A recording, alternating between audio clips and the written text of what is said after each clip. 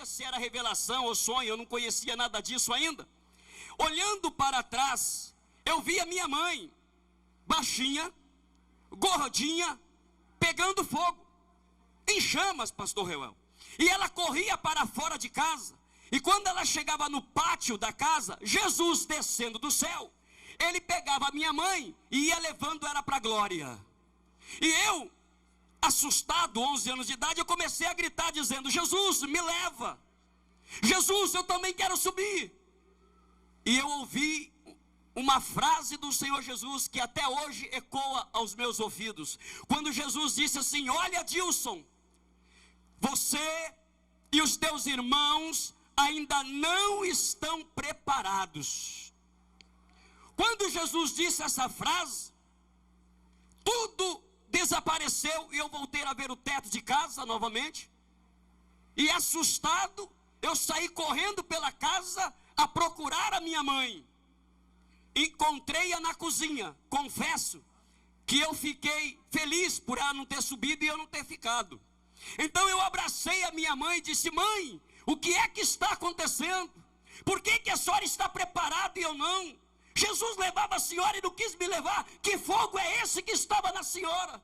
Aí minha mãe entendeu e disse assim: olha, Dilson, não conte nada para o teu pai ainda, não conte nada para os teus irmãos ainda, mas já que Deus te revelou um mistério, eu irei te contar um segredo. Que segredo é este, mãe? E ela disse: é que este fogo que você viu em mim é porque eu estou frequentando uma igreja chamada Assembleia de Deus, e eu fui batizada com o Espírito Santo e com fogo. Quantos têm esse fogo? Levante as duas mãos e dê um brado de glória a Deus. Porque é esse fogo que faz a diferença. Cutuca a pessoa que está do seu lado e fala assim: esse fogo faz a diferença. Fala mais alto: esse fogo faz a diferença. Agora diga para ele: você quer esse fogo? Então glorifique a Deus.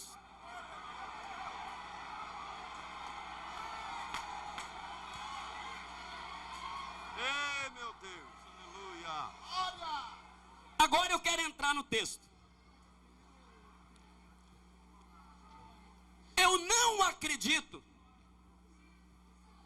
em crente que se diz avivado, em crente que se diz ser cheio do Espírito Santo, em crente que se diz ter uma vida renovada, que sente a presença de Deus, que glorifica a Deus, e quando fala de oferta para ele, ele fecha a cara. Eu não acredito nesse tipo de avivamento. Porque o crente avivado, queridos, ele não precisa nem ouvir uma palavra de incentivo concernente à oferta. O crente cheio do Espírito Santo, ele chega e diz assim: pastor Reuel, o que é que está precisando? Como é que está a nossa igreja? Como é que está o caixa? Eu quero contribuir, eu quero te ajudar. Se você quer conhecer uma igreja avivada, não é somente porque ela dá glória a Deus e fala em línguas. Visita lá assistência social da igreja, vê se tem bastante mantimento, veja se naquela igreja tem cobertor, veja se naquela igreja os irmãos, eles se compadecem daqueles que estão necessitados. Aí você verá, essa igreja é avivada. Quem aqui é avivado para contribuir? Quem aqui é avivado para contribuir? Olha o glória a Deus como é que diminuiu. Quantos aqui são avivados para contribuir? Levante as duas mãos e dê um brado de glória a Deus. Um certo pregador estava dizendo que tinha um irmão na nave da igreja. Enquanto o ministrante dava o seu sermão, o irmão na nave da igreja: glória a Deus, aleluia, manda fogo, Jeová, isso é que é Deus, eita Deus tremendo, isso aí é pulando, isso é que é Deus. Subia em cima do banco. Ele estava chamando mais atenção do que o pregador. Aí um dos obreiros desceu lá e falou com ele. Cochichou no ouvido dele: desce aí, irmão, senta um pouquinho. E o irmão ficou emburrado. Não deu mais um glória a Deus. Não quis nem saber mais da glória a Deus. Aí o pastor terminou o sermão e disse: meu amigo, o que você falou para ele? Que ele não está dando mais glória a Deus, ficou emburrado? Você ofendeu ele? Não, pastor, eu não ofendi ele não. O que você disse para ele? Eu só disse para ele que quem desse o glória a Deus maior ia dar a maior oferta também. Quem aqui quer dar o maior glória a Deus? Quem aqui quer dar o maior glória a Deus? Crente avivado, ele tem prazer de ajudar na obra do Senhor. Agora, para contribuir, precisa ter fé. Se eu perguntar aqui, quantos têm fé? Eu tenho certeza que todos irão levantar a mão dizendo, eu tenho fé. Quer ver? Quantos têm fé em Deus? Quantos têm fé em Deus? Quantos confiam no Senhor? Levante a mão, deixa eu ver aí. Todo mundo. Agora, eu sei que aqui na minha retaguarda tem irmãos até mais capacitados do que eu para falar sobre fé. Mas eu vou tentar não decepcioná-los. Por quê? Para falar de fé, primeiro precisamos entender o que é fé. Você só pode dizer se tem fé se você entender o que é fé. Aí você pode dizer, eu estou enquadrado nisso. Vocês hoje irão responder a si mesmo se tem fé em Deus ou não.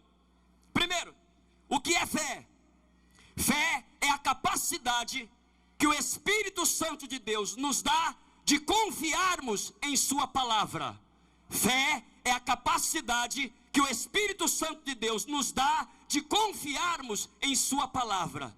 Deus falou, eu aceito. Está escrito, eu aceito. Mesmo que o que esteja escrito na Bíblia seja difícil para eu fazer, pela minha fé, eu vou praticar a palavra e o nome do Senhor será glorificado na minha vida.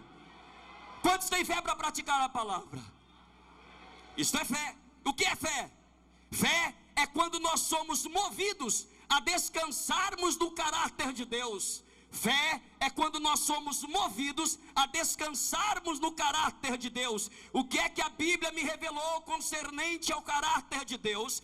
A Bíblia me revelou que Deus é bom. Então, se Deus é bom, eu descanso, eu não entro em desespero, eu não vou ao extremo, eu não tento suicídio, mesmo que a circunstância ao meu redor neguem, mesmo que a circunstância ao meu redor não esteja favorável, eu descanso no Senhor, porque eu sei que hoje a situação está difícil, mas amanhã Ele vai me erguer, Ele vai me levantar, Ele vai me tirar dessa situação difícil, e o nome do Senhor será glorificado. Isso é fé. O que é fé? Fé é o impulso que o Espírito Santo de Deus dá ao meu espírito para eu agir concernente o que eu sei a respeito de Deus. Fé é o impulso que o Espírito Santo de Deus dá ao meu espírito para eu agir naquilo que eu sei a respeito de Deus. Então, se eu sei alguma coisa desse Deus, se eu conheço o caráter desse Deus, se eu aceito a palavra desse Deus, eu vou agir. Então, fé não é quando eu oro, fé é quando eu ajo, é quando eu tomo decisões, é quando eu tomo iniciativas para agradar a Deus, porque eu conheço o caráter dele e aceito a sua palavra. E há 27 anos atrás, Deus escolhe um homem para entrar nessa cidade e começar um trabalho, aceitando a palavra do Senhor. E quando começou esse trabalho, alguns diziam, o senhor é louco? Vai mandar um monte de missionário, cadê recurso? Não tem. Mas eu aceito a palavra. O caráter de Deus é bom. Se eu aceitar a palavra e agir em fé e enviar missionários, Deus é o Deus da providência, Deus é o Deus provedor. Quantos creem que Ele vai prover esta noite? Quantos creem que Ele vai prover esta noite? Deus, Ele prove. E através da fé deste pastor, hoje você está aqui. Quantos estão sentindo a presença de Deus? Quantos glorificaram a Deus? Quantos querem ser cheios do Espírito Santo? Quantos já são cheios do Espírito Santo? Por quê? Porque há anos atrás surgiu um louco por Jesus e aceitou a sua palavra. Porque aceitar essa palavra precisa ser louco por Jesus. Pegue na mão da pessoa e diga assim: você é louco por Jesus? Fala mais alto, irmão. Aqui na igreja católica, já disse, fala mais alto. Agora fala assim: se você é louco por Jesus, por que você não está glorificando? Diga para ele. Só os loucos glorificam. Quem não é louco fica calado aí.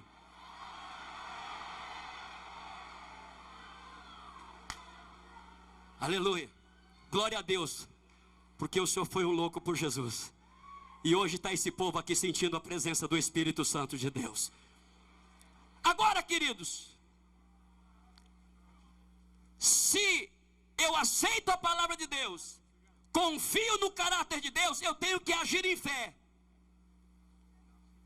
E agir em fé, para ser abençoado na área financeira, para que você possa não pedir emprestado, mas ter para emprestar, para que você possa ajudar a obra do Senhor, você precisa tomar uma decisão, uma iniciativa e um propósito para com Deus. Porque nesta noite, Deus vai virar o teu cativeiro. Esta noite, quando você voltar do encerramento desse trabalho para a sua casa, você vai ver a glória de Deus na sua vida. E aqueles que olhavam para você de cabeça baixa, eles vão erguer a cabeça e vai dizer: quem é esta? Aí você: esta é aquela que confiou no Senhor. Esta pessoa é aquela que fez um voto com o Senhor. E Deus está honrando o seu voto. Deus, Ele quer trabalhar de uma maneira especial na sua vida. Deus, Ele quer trabalhar de uma maneira especial. Agora, deixe-me informar uma coisa. A bênção financeira que nós tanto desejamos, não é porque nós queremos viver no luxo, até porque bênção financeira não significa que você vai se tornar a pessoa mais rica da sua cidade, não. Viajando pelo Brasil e alguns países que Deus tem me levado, inclusive eu não vou poder ficar até o fim, quarta-feira estarei indo viajar para o Japão. Tenho lá compromisso com o pastor Elcio, vice-presidente da convenção, e depois alguns congressos. Vou ter que ir embora amanhã, se Deus permitir, tenho mais a terceira parte aqui. E depois estarei viajando para o Japão. Eu pude perceber que a bênção financeira é você estar bem empregado, ganhando um bom salário, pagando os seus compromissos em dia. É você olhar para um produto num shopping center, numa loja, e você vai dizer: eu vou comprar porque Deus tem me abençoado. É você colocar a cabeça no travesseiro, dormir sossegado, porque você não deve nada a ninguém a no seu amor. Quantos querem viver uma vida sem dever nada para ninguém? Você pode ter isso.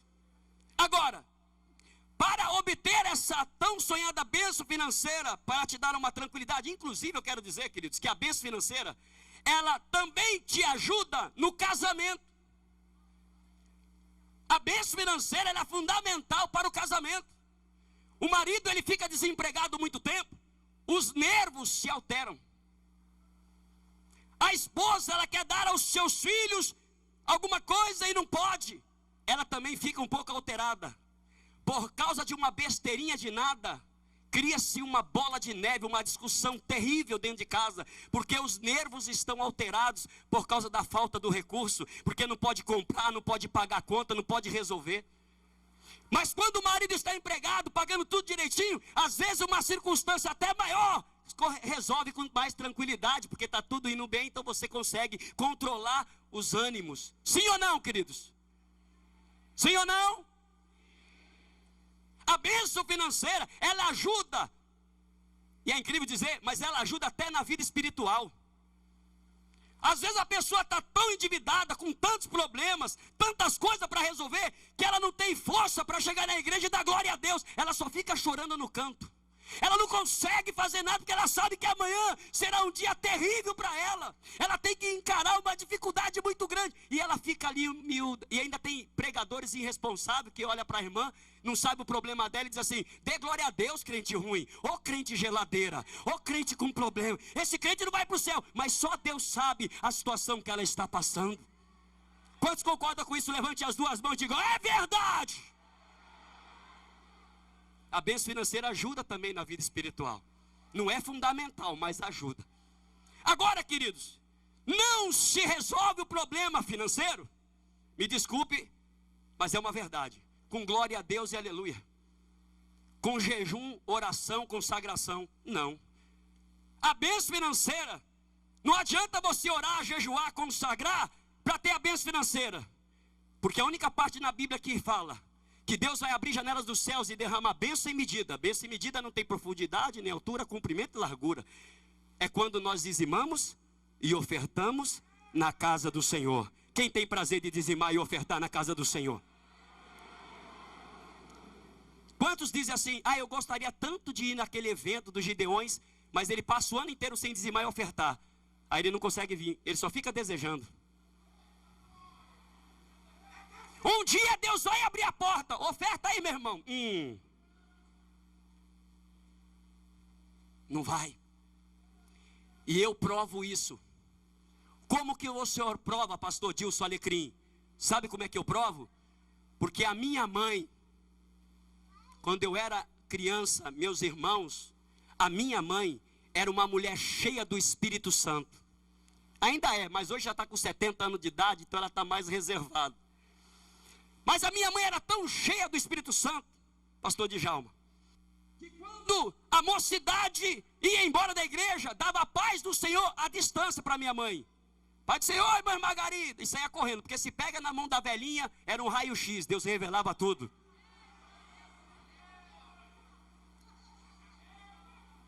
Era difícil alguém chegar perto da minha mãe, ela já segurava, vem cá meu filho. E aí era estreito o negócio. Até nós, para fazer alguma besteira, a gente pensava duas vezes. Peraí, Deus revela para minha mãe, eu estou perdido. Por isso que é bom ter mãe cheia do Espírito Santo, irmãs. Se ela quer segurar o teu filho, seja cheia do Espírito Santo. Tenha o fogo do Espírito Santo. E a senhora vai ver o teu filho respeitar a senhora mais do que a senhora imagina. Porque sabe que Deus vai revelar para a senhora o oculto. Agora, o meu pai era um grande evangelista. Meu pai me ensinou a fazer missões. Trabalhei com o pastor Rogério da Costa, fazendo cruzada pelo Brasil e o mundo, programa de televisão. Tudo isso foi porque meu pai, desde criança, me ensinou a evangelizar. Agora, deixa eu vir aqui. Olhe bem para mim, queridos. Vocês veem em mim uma pessoa pobre que não tem o que comer? Sim ou não? Sim ou não? Mas olha o que eu vou dizer. Eu nasci num berço pobre, pastor Cizino. Pobre, pobre, pobre, pobre, pobre, pobre, como diz o caboclinho, de marré, marré e pobre. Nós éramos tão pobres que eu mudava de escola durante o ano 3 a 4 vezes. Por quê? Meu pai pagava o primeiro aluguel, aí o segundo, terceiro e quarto não tinha mais o dinheiro do aluguel. Antes de ser despejado, a gente mudava de casa. Aí é outro bairro, outra escola. E assim ia o ano todo, durante vários anos. Nós éramos tão pobres que meu pai, ele ganhava saco de batata de 50 quilos. E os vizinhos compadecidos, dava lá um pouco de óleo, um pouco de leite. Aí o nosso café da manhã era batata, o nosso almoço era batata, a nossa janta era batata. E aí a minha mãe fazia batata frita, batata palha, batata cozida, batata assada, purê de batata e para beber, suco de batata. Nós éramos tão pobres, queridos, que a feira de terça-feira que passava na porta de casa, para quem tem dinheiro é bom, né? A feira na porta, é só sair do portão e sair comprando. Mas para quem não tem dinheiro, ainda mais criança, vê aquele monte de frutas lá. E eu e o meu irmão, que hoje também é pastor, chegávamos na nossa mãe e dizia: mãe, olha a feira, quero fruta. Minha mãe dizia: que horas são? E eu respondia: 9 horas. E ela respondia: espera mais um pouquinho. Daqui a pouco eu voltava: mãe, a feira, mãe, estou com fome. Que horas são? 10 horas. Espera mais um pouquinho. Dava uma volta na casa, daqui a pouco eu voltava: mãe, a feira. Que horas são, meu filho? 11 horas. Espera um pouquinho. Eu dizia: mãe, olha aqui, mãe, a minha barriga. Porque a barriga de pobre, queridos, quem já passou fome sabe o que eu estou dizendo. Ou ela está oca, que dói até a alma, as entranhas. Ou então ela está barriguda, de verme. E eu e meu irmão, para a glória de Deus eu digo isso, nós éramos chamados de os barrigudinhos. Só verme. Quando, e minha mãe era cheia do Espírito Santo e meu pai era um grande evangelista. Mas quando eu cresci, com 18 anos de idade, eu já era professor de escola dominical, classe única. E eu aprendi que nós precisávamos dizimar e ofertar. E eu disse: mãe, por que a senhora não dizimava? Por que papai não dizimava? Ah, porque a gente ganhava pouquinho, meu filho. E eu respondi: mãe, a Bíblia diz: seja fiel. Seja fiel. E no muito? Não tem desculpa. Se você não tem fé para dar um dízimo de R$35, que agora vai ser 38, você não vai ter fé para dar 100, 200, 300, 400, 500, 1000. Se você não tiver fé para plantar muito, você não irá plantar muitos. Porque a Bíblia diz que o justo viverá pela. Então o justo não vai viver pelo poder de Deus diretamente. O justo viverá pela sua fé no poder de Deus. Qual é o tamanho da sua fé em Deus? R$1, pois o seu padrão de vida será de R$1, mesmo que Deus seja dono do ouro da prata. Se a tua fé é de 5, de 10, de 100, de 1000, Deus vai agir de acordo com a sua fé. Então se você fala: eu quero ter uma vida abençoada, então você tem que plantar muito para poder colher muito. Agora, no livro de Josué, o pastor Acioli falou aqui ontem, quando Deus diz assim, olha só o que Deus diz: olha, Josué, eu já entreguei na tua mão Jericó, o seu rei e os seus valentes. E nesta noite eu quero profetizar que Deus já entregou a tua vitória e a tua bênção. Deus já entregou na tua mão aquilo que você veio buscar. Quantos crê que já recebeu de Deus? Quantos crê que já recebeu de Deus? Agora escute, não é porque Deus diz que já entregou que nós não vamos fazer a nossa parte. Josué teve que fazer a parte dele e nós temos que fazer a nossa parte. Então qual é a nossa parte? Fique em pé em nome de Jesus. Fique em pé em nome de Jesus. Não deixa o diabo te levar embora não, irmão. Hoje, eu posso dizer que eu sou abençoado, a minha família toda é abençoada, fizemos um